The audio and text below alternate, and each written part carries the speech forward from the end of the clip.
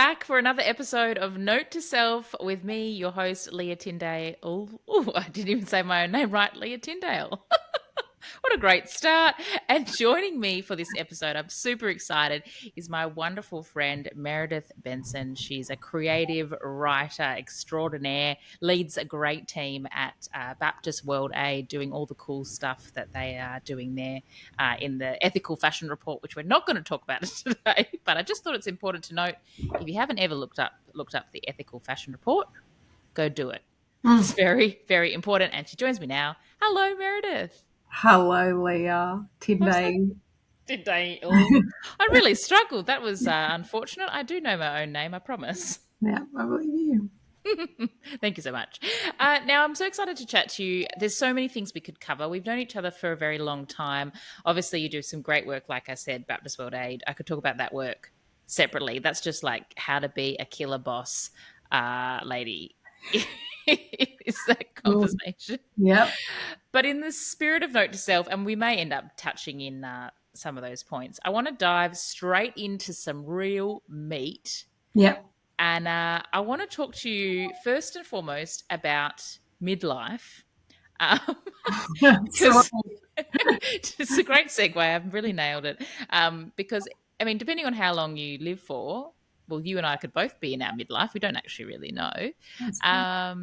But it's an interesting time. And to start, I want to unpack that with you because without giving away your age, you're in your 40s. Yep.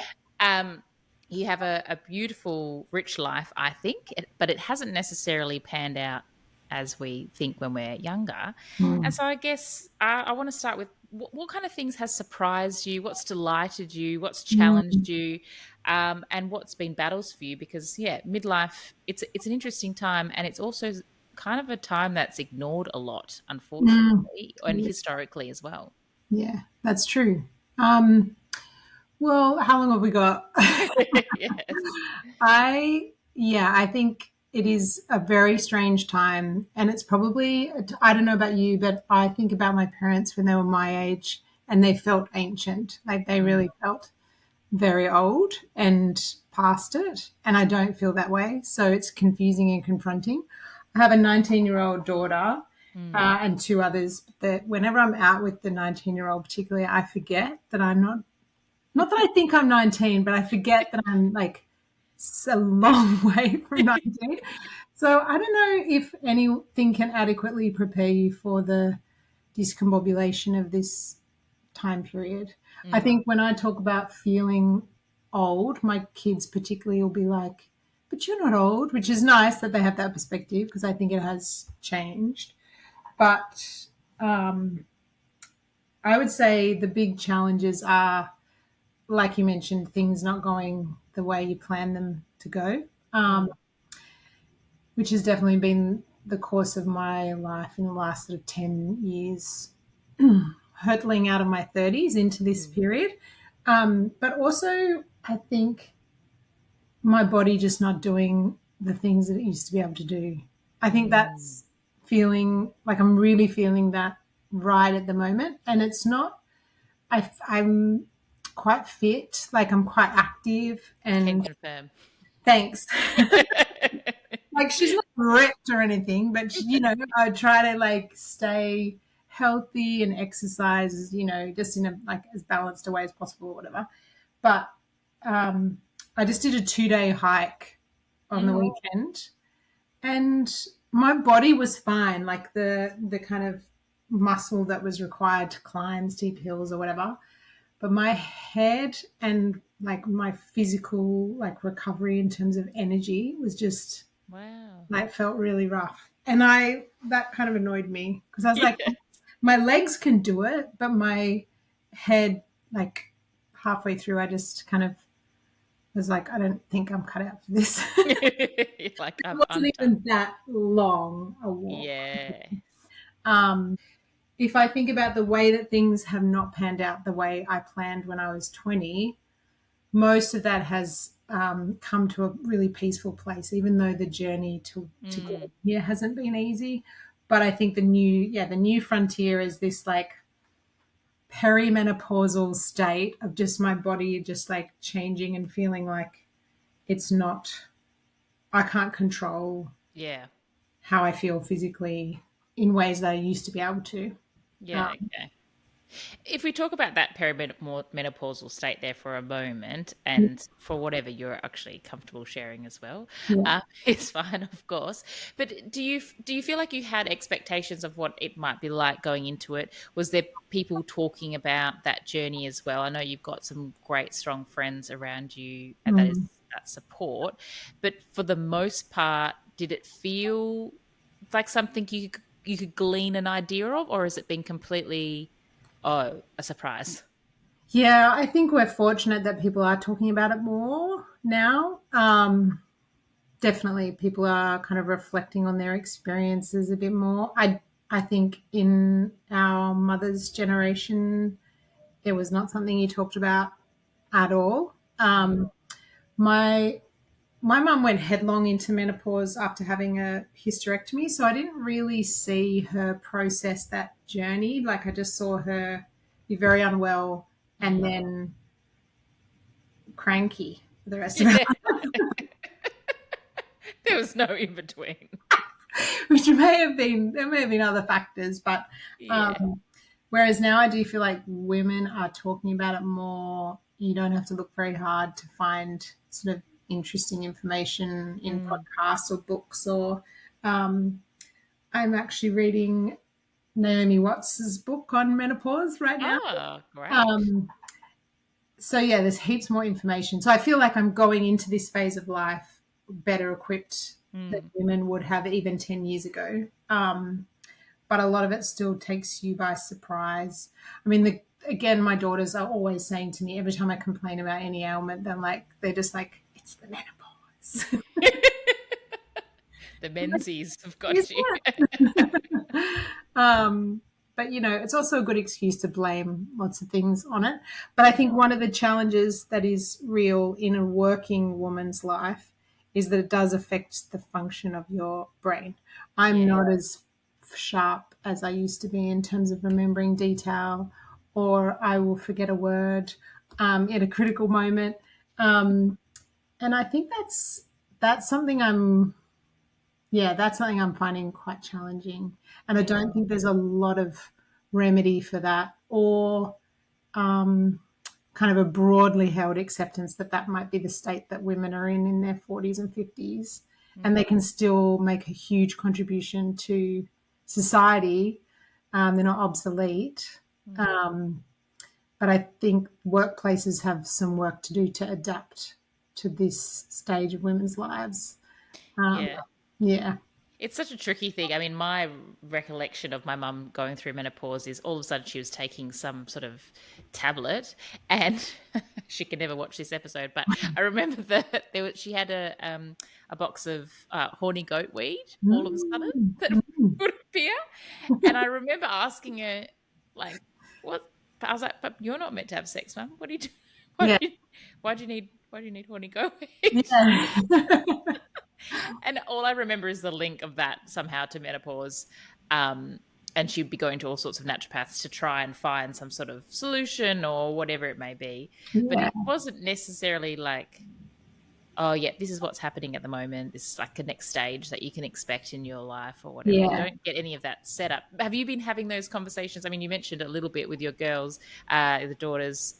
It, is it something that they even really want to hear about at their ages either, I suppose? I don't think so. I No. don't think so, but I still talk to them about it, whether because I'm like, you need to understand the life cycle of Mm. your body and what's happening. I've got one prepubescent daughter and then two teenagers who are like very well accustomed to managing their own cycles and those things. But for the one who's about to enter puberty, she's got lots of questions about what that looks like. And so I am talking about it in this kind of broad lifespan of a woman's life. These are the things that happen. And I did read somewhere recently something that was very cool Mm. is that women, I think human women are the only ones to live beyond menopause, or like there are a limited number of species that live beyond being able Wow. to reproduce, that most animals die once they can't reproduce, or they can reproduce for a very long time. I think those like 100 and something year old tortoises can still make babies. Yeah. And men obviously can reproduce until they die, which is great. Great. Um, I think that I always read that as a negative thing, like because then women become kind of obsolete. And but Mm, this woman was basically saying that we should read that as a huge positive. That because we're not biologically dropping off at that mm, age, we must have something to contribute beyond reproduction. And I found that kind of that super encouraging because I'm like, yeah, okay, there is something really vibrant about this stage of life. And a lot of women talk about how they stop caring as much about what other people think and those sorts of things, which I think is definitely true. So I'm kind of just trying to embrace yeah. those things whilst my body's breaking down and my brain's not functioning. It's a lot to try and do at once. Be like, yeah, Yeah. I'm so cool with this journey. Yeah. Yeah. As you slide all the way down. Yeah. It's a funny thing as well, like because I've spoken to a few different women over the years, and a lot of people say on the other side of menopause, it's like this. It is you get a bit of energy back, and you have a new lease of life, and you're not the same version of yourself, Yeah. but you're a new sort of version, and allowing yourself to evolve. Like we put so much pressure on, just before you hit puberty, there's like your childhood state, and then obviously there's that evolution into becoming an adult and a young adult and all that that means. But then we don't apply the same evolution of recreation of self for the Mm. menopause journey. And I feel like that's like obviously the process, just like puberty, sucks. Yeah. But the afterwards is like how cool if you can reframe it is that we get to be reborn Yeah. twice or something like that, Yeah. you know? Yeah. Yeah. Your brain is remaking itself in order to function differently in the world. And Mm. that's got potential, I think. I'm excited for you. Yeah. That's what I'm trying to put down. I was trying to be positive. Yeah. But I suppose the other this thing leads me into we've all sort of spoken on your kids and obviously then that leads me to more questions about how you raise kids because I Mhm. find you extremely inspirational. You're one of the first women in my life that I thought yes, that's how you do it. And I know obviously you've had your journey and your difficulties and you're still on that path, but I find you an incredible role model in that space. And obviously I'm childless. I've not gone down that path as of yet. Don't know if I will, don't know if I can. So much lays ahead of me. Yeah. um, but I'd love to know as well if you've got any notes to self that sort of pop to mind around that raising good humans, Mm. let alone incredible daughters in a world that's still fraught with a lot of complexities of the patriarchy and Mm. bodily changes and just all that the nightmare of that the world can be sometimes. Like, are Yeah. there if they're big keys that you're just like, every parent that I meet, I'm just like, you need to know this. Yeah. Yeah. Yes. There definitely will be things. A friend at work recently announced that she was having a baby, Mm. and everyone was very excited.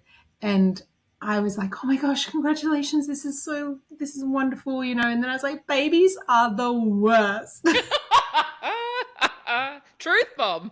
And I told the girls, and they were like, "What is wrong with you? Like, why would you say that to someone?" I was like, "I actually think it's really important to understand that that phase is hell."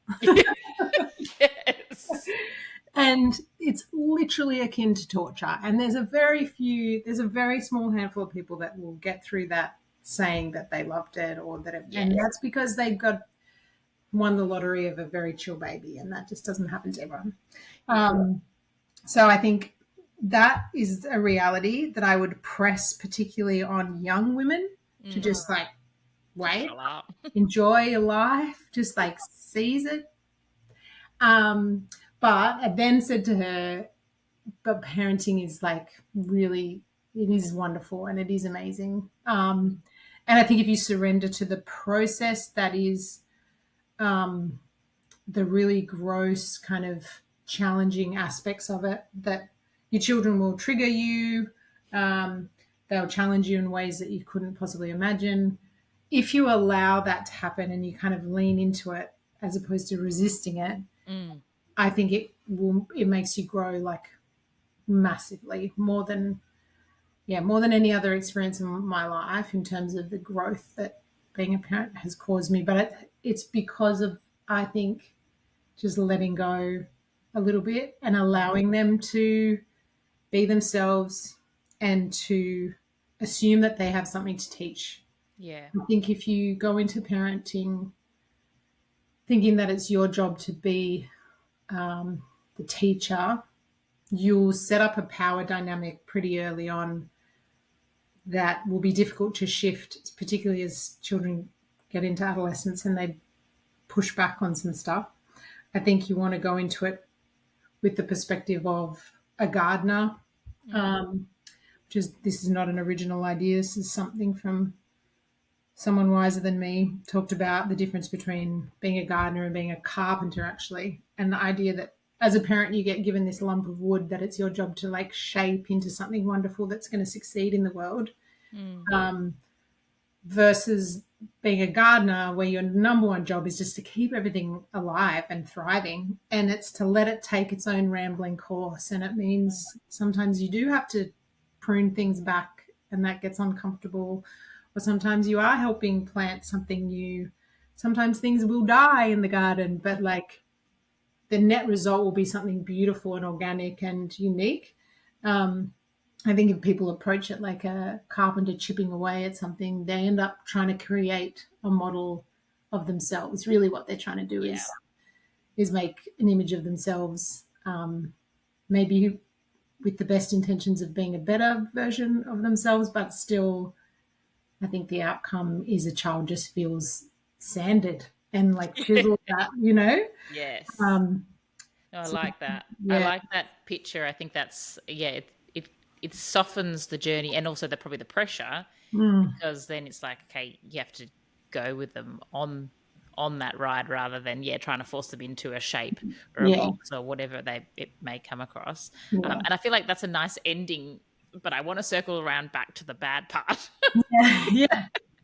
Because I was having this conversation with my partner Corne last night, and I was literally in tears because, which is not uncommon for me. I'm always in tears about something, but I was in tears because we are talking about about should we, shouldn't we, and we're sort of working through all of those sorts of things. Mm, But I uncovered a little a hidden away thing in a dark box in a dark room in the back, of my soul, and that is that I know after being friends with so many people who have had kids, I'm standing on the precipice of a big life trauma that on mm, the other side, I know I'll be like, oh, well, I'm glad I did that because I like who I am now and I like our family or I like whatever. But it's mm, like I am willingly choosing to go through this trauma and my eyes are so wide open and I was bawling and I was like, I just don't know if I could go through traumatic change because it's similar, mm. I suppose. Before I got divorced, I didn't probably quite realize how traumatic that journey would be. Yeah. And I probably would have still done it anyway because I had to. But I don't really think anyone wants to deep dive willingly into these life Mm. changing things. And having kids is one of those, but we just don't seem to focus on that. And I don't know if you can give me any wisdom for this kind of like, what do I do? Yeah. I mean, that's the only advantage to the madness of having babies when you're like 20, Yeah. because you're just not thinking it through. I don't know. It's a very tough one because I think I have a lot of respect for people who choose to not have children and who choose to kind of build a life that's rich and full and fruitful and giving and generous, in all these beautiful ways. So I don't, when I hear someone say that they've made that decision, and I have a few friends who have, I don't think in the back of my mind, oh, they're missing out, Yeah. or they're going to change their mind when they realize just how critical it is to be a parent and how wonderful it is. Like, so there's that. And then I think because it's one of those things where, if you're about to jump off a cliff into like a beautiful pool of water and the Mm. sun's out and the conditions are right to swim in the ocean or whatever, and you jump and the water's freezing and it causes you to hyperventilate, and you sort of stay in the water for a bit and then you get out and you have this moment where you decide whether you're going to do it again, and you're going to Mm. put yourself in a position of discomfort for the payoff. But I think the thing with having your eyes wide open to how challenging, particularly the first couple of years of parenting, are, is you've just got no guarantee that you're going to dive in and find joy. So I don't know. I mean, I think if I'm speaking personally to you, I think that you would be a really beautiful parent. I think the work that you've done to surrender to the way life like sands us down and shapes Mm. us, like prepares you for how parenting will do that. I think you and Cornet's partnership is ripe for a really beautiful, equal sharing of that load, which wasn't fully my experience, you know. So I think there's like building blocks there that make me feel really hopeful that even though there would be trauma, you would come out with something like beautiful. But I just think it's, I don't know, it's like going to the dentist or anything where you know you're going to experience Yes. pain. The brain says don't do it. And I think the biggest thing with, like, say with childbirth, for example, especially if you do it more than once, you do have some sense. They say you forget, but Yeah. you do have some sense of how horrendous it's going to be physically. But I think you also have this little voice in your head that says this is actually good pain. The body says pain is bad as a general rule, and pain is a cause for alarm and a cause to stop doing the thing that's causing the pain. But in childbirth, the pain, you really do really well if you embrace the pain as labor, like as hard work, rather than Yeah. Yeah. an alarm system going off. So I think it's a little bit like that, going into becoming a parent with your eyes wide open, knowing you're going to be sleep deprived, knowing you're going to lose your mind a little bit. It's a little bit like saying, I this is going to hurt, but I'm going to trust that the hurt part is actually just labor. It's me working, it's me growing, it's me feeding and Mm. caring for someone. And the thing that you can't have your eyes open to, I think, is the ridiculous, and I'm not going to say like love that you feel when the baby's in your arms, because not everybody experiences that for quite some time. Yeah. I think there is a ridiculous biological imperative to care for this tiny human. It's like it's insanely instinctual, even though you don't know what you're doing. Um, Yeah. Wow.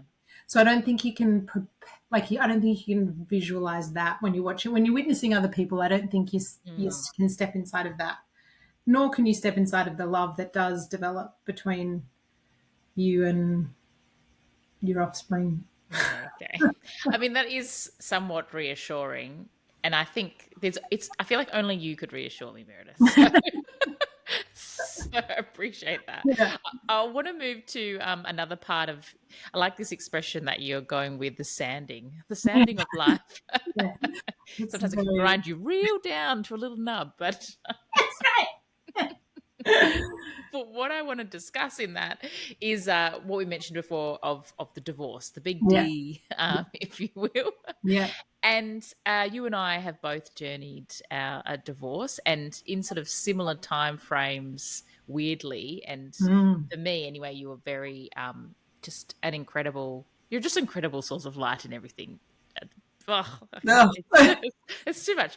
But I suppose if we start generally, to me, has seemed more accepting, but it almost in a trivialized way of like, oh, you can just get divorced, or oh yeah, like oh they've got a divorce and now they're remarried, or and I think sometimes it takes away from the weight of it, because Mm. both you and I, as we went through the journey, never once was just like, oh, we'll just yep, chuck that out, chuck Yeah. the baby out with the bathwater, like whatever, I'm on to something new.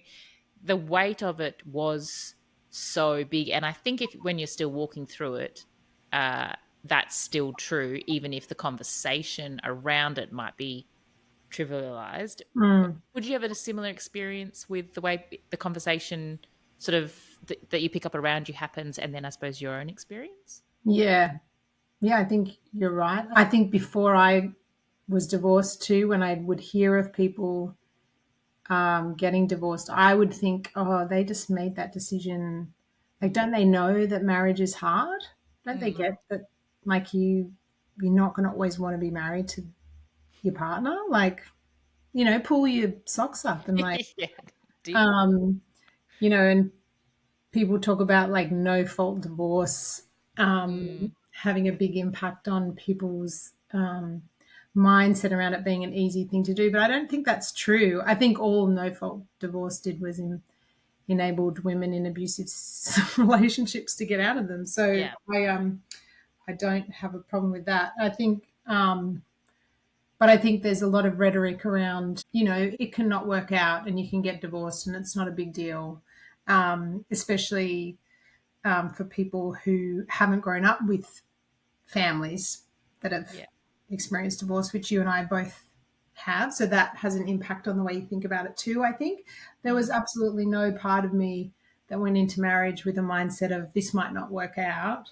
I was so deeply committed to making it work to the point where I was prepared to have myself sanded down to a nub.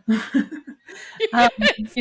and it's really it's really something that is a hard thing to talk about in the sense that I want women particularly to feel like divorce is an option and that Mm. if you are profoundly unhappy, and I mean not just I wish my life was different, but really just deep, persistent unhappiness, ending that relationship should always be an option. It is a really freaking hard one and it's a long road, but I wouldn't want anyone to think that it wasn't an option. Mm. And then the flip side of that is, though, I think people do need to go into relationships recognizing that there will be times when you don't want to be with the person that you're with and you choose to stay and you choose to work it out and you choose to grind through Mm. some big tough issues. And I just think you and I both had sort of different experiences of this, but the experience of trying very, very hard, actually. Mm. I don't look back and regret, uh, like, or feel regret around not having tried hard enough or not Yeah. having put in enough work. Um, and so I feel more proud actually to say I did. I really tried really hard. I had a lot of faith that things could turn around. And I reached the end of that Yeah. and was able to say, this is the end. I think that takes a lot of courage. Um, but yeah, I think people's perceptions of it are really varied. Like some people, you tell them and they're like, oh, yeah, whatever. Mm. Um, whereas others read it as this really devastating thing. Somebody asked me recently at work what I was the most proud of. And thankfully, before I answered the question, they qualified that they meant in my career because I was about to say my divorce. Like, Yeah. Wow. because it really is the thing that I feel the most proud of because it was extremely hard to do. Yeah. And it has ongoing repercussions for me and my daughters, obviously. But it was the most important and brave Mm. decision, yeah, that I could have made. Is there something that you wish you knew before diving in to it that you would pass on? Like, because we always got to link it back to a little post-it note for Yeah, note to self. yeah, Like, yeah, what is something you're like, oh, I wish, yeah, if I had that, that would have been helpful. Or maybe it's not. Maybe there's nothing, you can only learn it by doing it. maybe. What would I tell myself? I would say get some financial independence Yeah, great. in place. Yeah. Start, planning to just be able to fend for yourself financially. Um, I would say speak to legal professionals before you even broach the subject Mm. more broadly, because I think you could have those conversations and realize, actually, no, I'm not ready for this, or I do feel like I could give this relationship another round, you know. Yeah. So, and I think um, if you are engaged in any kind of relationship counseling, that I would insist on each individual person doing work with that counselor or with another before you make any decisions as well. I think that those were things I didn't do very well. I think particularly the financial stuff, I really just didn't exert my agency until it was a bit too late. Yeah, there's some Yeah. good, very, very good tips. Very practical. I suppose the other thing that stands out to me on the other side of divorce is this incredible chance to reinvent yourself. Because unfortunately, a lot of the reasons why, well, in my experience of conversations I've had with women who have left a partner and a marriage, is because they cease to exist. Essentially, they've Mm, lived a life of service and kept giving up and giving up without getting anything in return until mm, they are the nub that we speak of. yeah. And the beautiful side of that is the rediscovering of yourself. What was that like for you? Is there been one thing that you're like, or a moment in time when you're like, oh, that's me again? Like I'm in Mm, my like, and you feel like a return to yourself? yeah, I think there's probably been many Yeah. moments. I think that realizing that there was really only one person in the world who thought I was unworthy Mm. was a really big, obviously a pretty substantial realization to be like, wait, this is a sample group of one.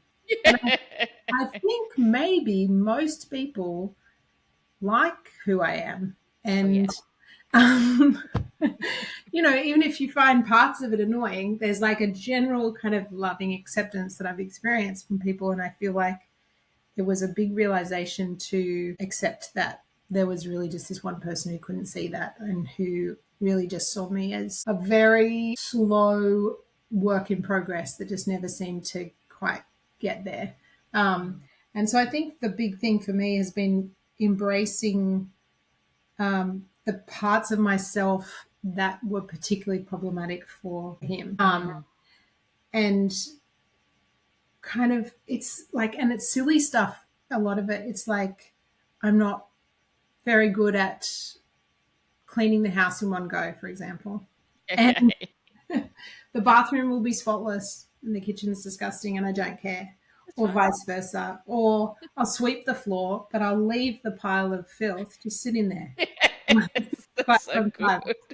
And if I procrastinate on things, I buy things that aren't necessary sometimes just for fun. And by that, I don't mean like exorbitant things. I mean like just why do I have 5 cans of cannellini beans? A person can't possibly need that many. But, you know, You never know. um, it's just been sort of, yeah, like the slightly chaotic energy that flies around me. Mm. Just kind of embracing that and saying, well, this is actually, and I'm not saying those things are great necessarily. Yeah, yeah. They're just part of like the fabric of who I am and how I walk through the world. And because there are other things too that my ability to listen to people or to be empathetic or whatever, that for some reason he resented or just couldn't accept what I wanted to offer him in the relationship, and Mm. realizing that what I had to offer people was really accepted by all these other people. So I think there's been a lot of joy in reconnecting with giving to other people and just listening and loving people and championing their success, whether that's at work or with the girls or, yeah. And I think particularly with my daughters, it's been really nice to lovingly sort of accept and say to myself that I am a good Mm. mum. I'm not perfect and I make tons of mistakes, but I have been given the privilege of these three amazing girls, and I'm doing okay at it, and they're Yeah. and they're growing and they're doing okay. And I don't have to defend my parenting strategies or go into bat for them against strategies that I don't think are terribly helpful or fruitful. Mm. So I think it's a constant process actually of reconnecting with myself. I don't think that's ever going to end. No, I mean, it definitely doesn't. And I think there's new stimulus that will then bring out different elements of you like, oh, I can explore that part of myself now that as you keep going and rediscovering. Yeah. And I just thought of it as well, like for your girls, like how incredible to see their mum return fully to themselves and to really be living her best life. And I Mm. think that's a great gift that you're leaving with them as well. And I'm pretty sure I remember them sort of reiterating that sentiment during this process as well. Yeah. Yeah. They definitely saw things, and I think they're seeing things in me in my new relationship where Mm, um, they're seeing me be fully embraced and loved and championed in a way that's very natural. And I think I'm hopeful that that's giving them a model of what should pursue in relationships. yeah. That's obvious to them, which is nice. Yeah, I love that so much. I've got one last big thing to ask you Mm. before we wrap up our chat today. And this one you might need a pause to have thought before you answer. But I suppose we've talked through so many different sort of elements here, and we could deep dive into so many more. But if there's like a big note to self that Mm. you are going to leave us with, you're going to leave me with on my Yeah. journey of self discovery, to fill out my post it notes. I mean, I think I've already got about 4 from you today, so that is pretty good. So the thing that's on your wall at the moment as as the note to self that you'd like Mm. to leave us with, I'd love to glean one more Mm. big takeaway from you. No pressure. I don't know if I'll feel unsatisfied with this answer later, but Okay. the thing that is literally on a post it note on my wall above my desk Mm, says, I am not worse off. And every time I feel like that sense of grief around the life that I thought I might have, or even the career. Like I really love my work, but I often sort of feel that sense of insecurity of having taken a big chunk of time out of work and all that stuff. So, there's lots of parts of my life that haven't necessarily gone exactly the way I hoped or imagined. Um, but just actually grabbing hold of the truth that I am better off today than I was mm, 5 years, 10 years ago, um, and that the trajectory is good, and that's not marked by the usual markers of success necessarily. Like it's not there's not a lot of financial success happening yeah. over here. There's I feel like I'm going to have an impact in life in the world, but in ways that are perhaps like smaller than Mm, people would say was hugely successful. Um, I have a constant sort of existential question around my faith and my belief system and what I even think about stuff. But I feel it's really important to remember that I'm not worse off. That life is mm, moving in a forward. It's moving in forward motion. Sometimes it's rolling very very slowly, but it's a forward trajectory. So just like I don't know, it's like it's sort of like a gratitude practice too. Is it's mm, like recognizing the ways in which I'm doing better, mm. and sort of seizing onto those rather than grabbing the things where at a just on paper level you could say, well, yeah, I've actually gone backwards in lots of ways. um, no, I No, refuse you to haven't. believe that. So Yeah. I love that. Note to self, I'm not worse off. yeah, it's a Yeah. bit of a There's double I negative, but. but I think it's one of those things that if you meditate on that a bit, it can kind of apply for so many things. You could also then go down a different conversation about, the work you do in non-for-profit, looking at third world countries, and literally we're not worth Yeah, off. yeah. And then also the practicalities of the decisions you make now yeah, sure, they might have been hard, but yeah, you're definitely moving forward, and you're definitely Mm, so much better than where you were. Um, and I see that for your life, so I definitely think great. that is true. And so exciting for the future, though. You're going to be deeper into menopause, but then you're going to be on the other side. It's like, got to wade through it Yeah. first. And then you'll be free and clear and your full self. And I tell you what, I'm excited for the ride, Meredith. It's been Yeah. a delight to deep dive a bit more with you on Note to Self. And thank you for sharing your heart with me and all of your sticky notes.